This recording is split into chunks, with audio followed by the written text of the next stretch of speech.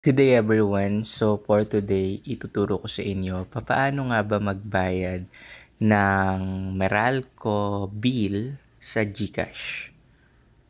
So una, makikita natin dito sa dashboard or sa homepage ng GCash. Meron ditong nakalagay na bills. Sa baba nitong plus cash in, may bills. I-click nyo lang yan. And then after nun, hanapin nyo yung electric utilities under categories. So click nyo lang yung electric utilities. And then hanapin nyo yung Meralco. So naka-alphabetical order naman yung arrangement. So nasa A, pwede nyo rin na ma-search dito yung billers. Let's say Meralco. Yan, maraming option dyan. Meralco load.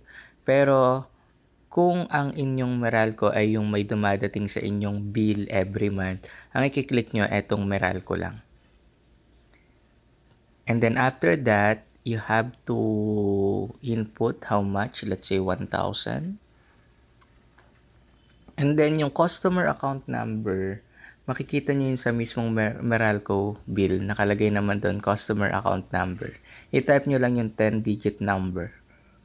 And then after nun, optional, if you want to input your email para dun mapupunta yung receipt, okay lang rin.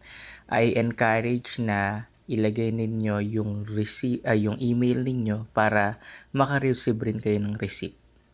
So after nun,